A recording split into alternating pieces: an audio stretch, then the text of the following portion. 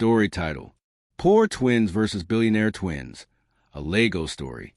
Before the city woke, before the car horns filled the air, before the smoke of roasted maize rose into the gray dawn sky of Legos, a boy named Samuel was already awake. He stood barefoot on the cracked concrete floor of a one-room shack in Makoko, a slum balanced on stilts above the water. His twin brother, Simon, still slept, curled into himself on a thin mat, their bodies always pressed close at night against the chill that seeped through the gaps in the wooden walls. Samuel had risen because hunger woke him, as it often did, gnawing his stomach like a small animal trapped inside him. He rubbed his eyes, then reached for the dented aluminum bowl that held only a few grains of Gary. He added water from a yellow jerrycan, stirred with his finger, and sipped slowly, pretending it was enough. The sound of the lagoon stirred behind their home. Fishermen already pushing their canoes out, nets balanced on lean shoulders.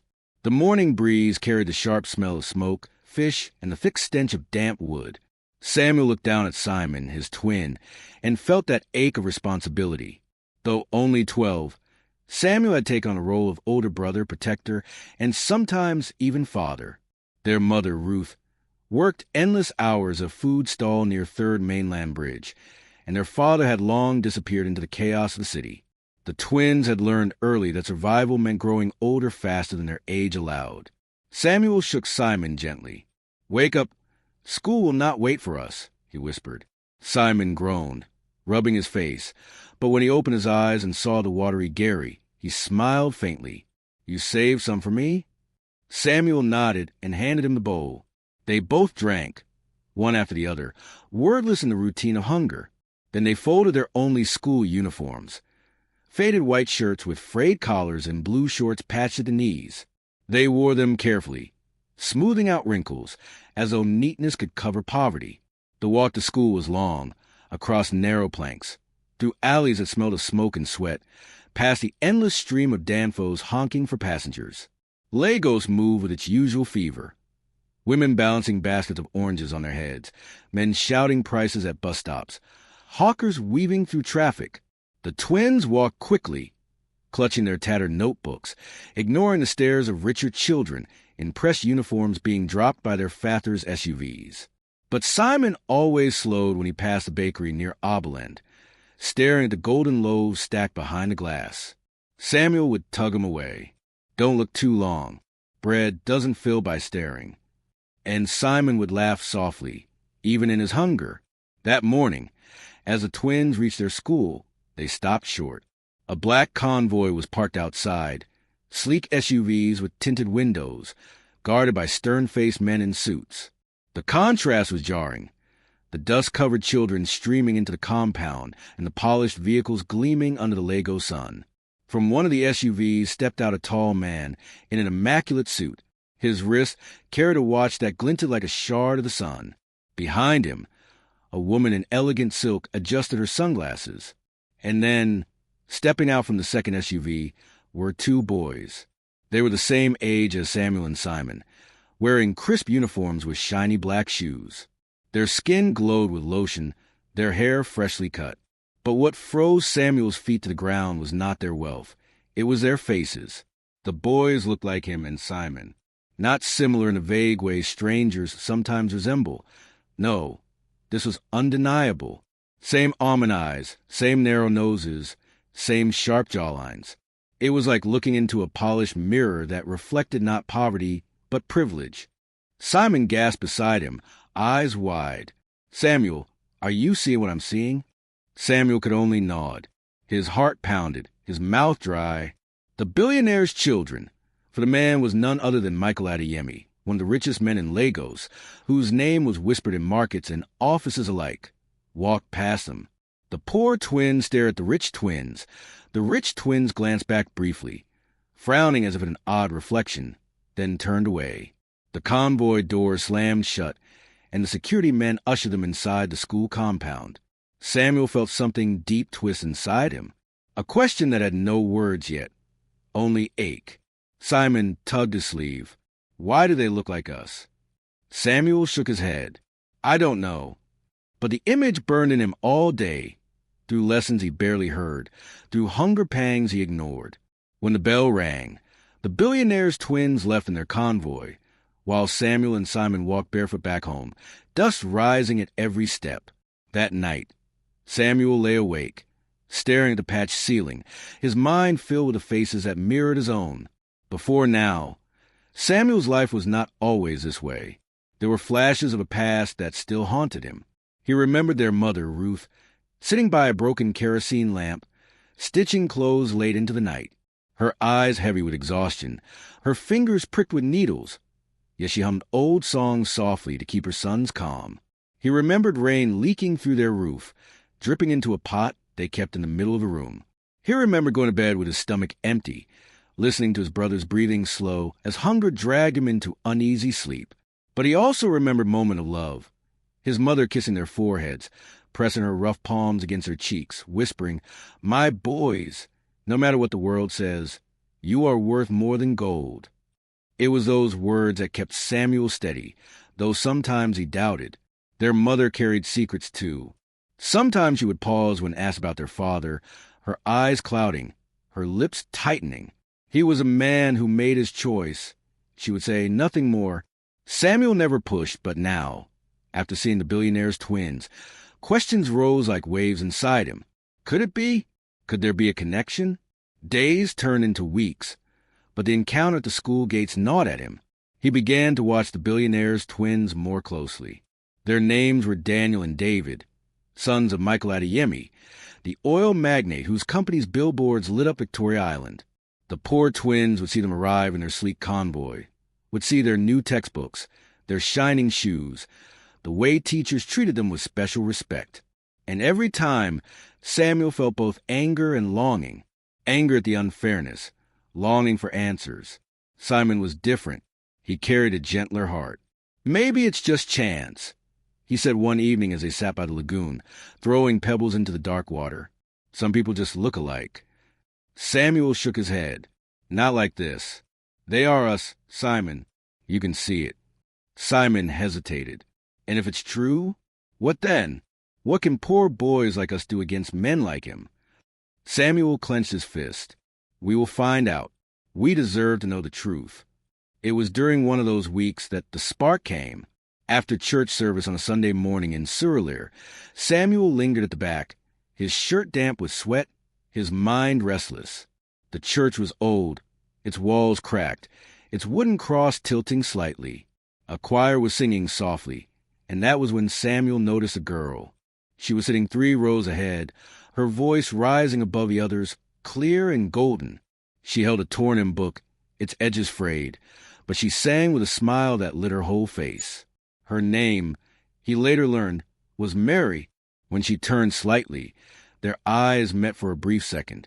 Samuel looked away quickly, his heart racing. But he felt something he had never felt before, that someone had seen him, truly seen him. Mary was kind. She noticed him again outside the church, standing awkwardly with Simon. She walked up, carrying a basket of bread her mother sold. "Would you like one?" she asked softly, offering them 2 small rolls. Samuel hesitated, pride battling hunger, but Simon accepted with a grateful smile. Samuel muttered a quiet thank you. That was the beginning. Weeks after, they would exchange small greetings, then longer conversations. Samuel found himself waiting for Sundays, waiting to see her again. But even as hope bloomed, his mother's warnings echoed. "Be careful, my son.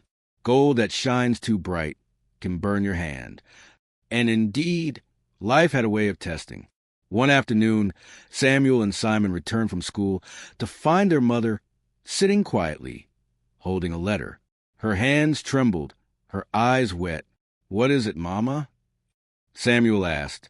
Ruth looked at them, her lips pressed tight, then finally whispered, "Your father. He was not the man I told you. He was Michael Adeyemi." The room fell silent. The twins froze, hearts thundering. Ruth wept quietly. "He abandoned us. He chose another life, another woman. But you are his blood, whether he admits it or not." Samuel felt the world tilt. Everything made sense now. The resemblance, the mirrored faces. Fury rose inside him, hot and unrelenting. He left us to starve while his other sons live like kings, he shouted. Ruth covered her face. Please, my son, do not let hate consume you. Life is not only about wealth. But Samuel's resolve hardened. He would confront Michael Adeyemi. He would demand justice, not just for himself, but for his brother, for his mother. Samuel did not sleep that night. He lay awake, staring at the roof patched with zinc, hearing the soft breaths of Simon beside him and the muffled weeping of his mother through the thin wall. His chest felt tight, his mind racing. Michael Adeyemi. The name was heavy in his mouth. To the city, it meant power and success, skyscrapers with tinted glass, convoys that blocked traffic, foundations that donated millions. To Samuel, it meant hunger, abandonment, and betrayal. He clenched his fist so hard that his nails cut into his palms. He whispered into the dark, a vow only he and the night could hear. I will not stay silent. He will see me. He will know me. Days turned into weeks, and Samuel carried the secret like a fire in his chest. He began to watch not only the Billionaire Twins, but also the man himself. Michael Adeyemi sometimes visited the school for events, giving speeches about leadership and hard work. Samuel would stand at the back, fists clenched, teeth grinding, listening to the polished words that painted a picture of a man who claimed to care for the next generation. The hypocrisy choked him. Simon, ever softer, whispered, Brother, what if confronting him only brings more pain? Samuel would shake his head. We cannot live as shadows of another man's choice. We must claim the truth. It was Mary who noticed the heaviness in Samuel's eyes. One evening, after choir practice, she found him sitting alone outside the church, staring at the dusty road. Samuel, she said gently, sitting beside him, what is troubling you? He looked at her, torn between silence and confession. But something about her presence, the quiet strength in her gaze, the softness in her voice, loosened his tongue. He told her everything, from the mirrored faces to his mother's confession. When he finished, his chest felt lighter, but his heart heavier. Mary was quiet for a long time. Finally, she whispered, I don't know what it means that he is your father, but I know this. Your worth was never tied to his name. It was always yours. Samuel looked at her, his throat tight. But how can I ignore it? He lives in mansions while my mother sells food till her back breaks. He dines with governors while my brother and I share scraps. Is that justice? Mary placed her hand over his. It may not be justice, but you must be careful, Samuel. Hatred can eat the heart before it eats the enemy. Her words lingered with him, but his anger still burned. The chance for confrontation came unexpectedly. It was during a school debate competition, a citywide event that brought wealthy parents and officials into the hall. The Adeyemi twins were participants, seated proudly at the front. Samuel, though nervous, had been chosen by his teacher to represent his class. The topic was, does wealth define success? As Samuel stepped to the podium, his hands shook, his throat dry. He glanced at the crowd, and there, in the middle row, sat Michael Adeyemi, his suit sharp, his eyes distant. Samuel began softly, his voice almost trembling, but as he spoke, strength grew. Wealth builds houses, but it does not always build homes. Wealth buys books, but it does not give wisdom. Wealth fills the stomach, but it does not always fill the soul. Success is not measured by money alone. It is measured by love, by integrity, by the way we lift each other. His words, born of lived pain, carried a weight that polished speeches could not. The hall grew quiet. For a brief moment, Michael Adeyemi's gaze lifted and met Samuel's. Their eyes locked, and Samuel felt a strange jolt of recognition. Father and son, though the man did not know it. Or perhaps he did, and buried it deep. When the debate ended, applause filled the hall. Samuel's classmates cheered, but his eyes remained on Michael. He willed him to come, to say something, to acknowledge him. But Michael simply turned, shook hands with an official, and walked out with his family. Samuel's heart sank. The silence was a blade sharper than any insult. Weeks later, betrayal struck from a different direction. Samuel had begun working small shifts after school in a mechanic shop, trying to ease his mother's burden. He saved every naira carefully, dreaming of a day He could buy new uniforms for himself and Simon. But one evening, he returned home to find his small savings box missing. Simon stood pale, avoiding his gaze. Samuel's voice shook. "Simon, did you?" Simon burst into tears. "I'm sorry, brother. I gave it to a boy who promised to help us meet Father. I thought it was our chance." Samuel's chest exploded with anger. "Simon, do you know what you've done? We have nothing left." Simon wept harder. "I only wanted us to be seen." Samuel stormed out, fists trembling, rage and disappointment swirling inside him. Betrayal, even from love, cut deeper than hunger. Days after, Samuel tried to confront the man directly. He followed the Adeyemi convoy one morning, trailing it all the way to Victoria Island, where glass towers reflected the sun. He stood at the gate of Adeyemi Oil and Gas Headquarters, dust-covered, shirt torn, sweat dripping. Security guards blocked him instantly. "Where do you think you're going, boy?" Samuel lifted his chin. Tell Michael Adeyemi his son is here." The guards laughed cruelly. "His sons are already upstairs in air-conditioned offices. Go back to where you belong." They shoved him away. Samuel stumbled, humiliation burning hotter than the Lagos sun. That night, he broke down. He sat by the lagoon, tears falling silently, body shaking. He felt small, invisible, defeated. He whispered to the water, "Maybe we will always be nothing." But Simon sat beside him, wiping his own tears. "No, brother, we are not nothing. Even if he rejects us, we still have each other. And Mama, that is not nothing." The quiet truth in Simon's words steadied him. But fate was not finished. A newspaper article weeks later carried a story. Allegations of corruption in Adeyemi Oil and Gas, whispers of embezzlement, lawsuits brewing. For most, it was just another scandal in the endless cycle of Lagos politics. For Samuel, it was a crack in the fortress. He began to plan, not with anger alone, but with strategy. He started spending hours at the public library, reading about law, about corporate scandals, about rights. He sought advice from an older friend, Chike, a law student who often tutored children for free. Samuel shared his story, his truth, his hunger for justice. Chike listened, then said, "If you want to fight a man like Michael Adeyemi, you don't use fists. You use truth. And truth requires proof." Together, they began gathering. Old letters his mother had kept, photographs, testimonies from neighbors who remembered Michael visiting years ago. Piece by piece, Samuel built a case, not in court yet, but in his heart. He learned to channel his fury into focus. "I will not scream at his gates anymore," he told Simon. "I will make him face the truth where the whole city can hear." The day came sooner than expected. A public forum was announced, a televised youth summit where Michael Adeyemi was guest of honor.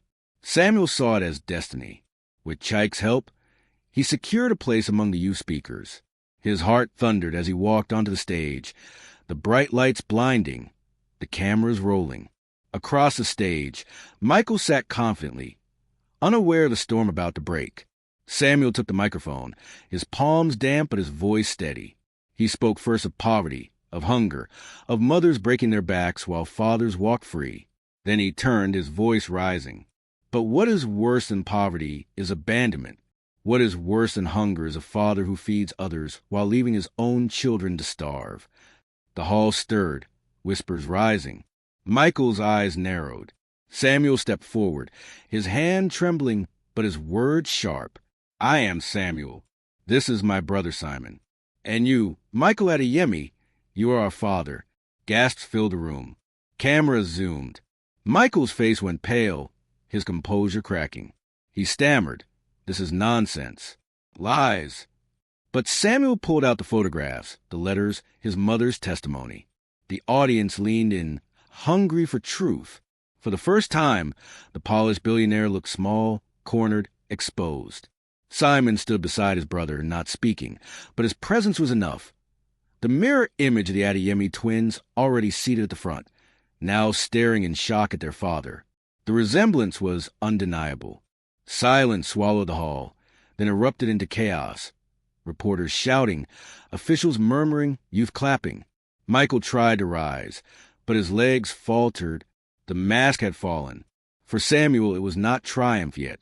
It was only the beginning. He stood tall, his voice softer now. We do not ask for riches. We do not ask for mansions. We ask only for truth, to be acknowledged, not erased. His words hung in the air like smoke, bitter and undeniable. The cameras captured everything. By nightfall, the city buzzed. Social media exploded. Headlines screamed, "Billionaire accused by poor twins." Some called them liars. Some demanded investigation. But everyone was talking. For the first time in his life, Samuel was not invisible. Before the sun rose over Lagos, before the bus horns began their restless calls, and before the city shook itself awake, Ruth bent over a small charcoal stove at the corner of her one-room shack in Adjagunal. The roof dripped from last night's rain, and the smell of damp would mix with smoke that refused to rise. Her thin wrapper clung to her frame. She blew into the stove, eyes burning, trying to bring the little fire alive. Behind her, two boys stirred in sleep, their breaths uneven, their limbs tangled on the same worn mat. Her twins. They were 7, and though their bodies were frail, their faces carried a strange beauty that seemed to hold more promise than their lives allowed. Ruth touched their heads softly before lifting the kettle that barely had enough water for a thin porridge. The neighbors had already begun their hustle, shouting about bread, sachet water, okrika clothes. Lagos was always loud, but inside her there was a quieter sound, fear. Rent was due. School fees had piled up. She had worked cleaning offices, but it was never enough. And yet, each morning, she rose. That same dawn, across the city, Michael Anderson stood at the window of his glass-walled penthouse in Victoria Island. His twins, the same age as Ruth's, ran across marble floors, chasing each other with laughter that echoed through space bigger than the whole compound where Ruth lived. Michael's suit was pressed, his watch gleamed, and yet his eyes betrayed something unsteady. He had built his fortune from real estate, and the world called him brilliant. But fatherhood had made him soft in ways he did not show investors. He watched his children and whispered to himself, I must protect this. 2 lives, 2 sets of twins. Same city, different worlds. The first time their paths crossed was unplanned. Ruth had taken her boys to Balogun Market. She was bargaining hard for second-hand shoes when she heard laughter that froze her. She turned and saw them. 2 children who looked exactly like hers, dressed in polished sneakers, guarded by a chauffeur holding shopping bags. For a moment, she thought her mind was playing tricks. Her heart pounded. Her hands trembled as her twins tugged at her wrapper asking for bread. Michael, stepping out of a nearby boutique, noticed the woman staring. His eyes fell on her children. His world shifted. It was as if a mirror had been placed before him. But one side reflected wealth and the other hunger. He stood there, shocked, his breath caught, unable to understand. The city moved around them. Traders shouted, buses honked, the sky threatened rain. But in that instant, everything stilled. The billionaire and the poor mother. 2 sets of twins. One story about to begin.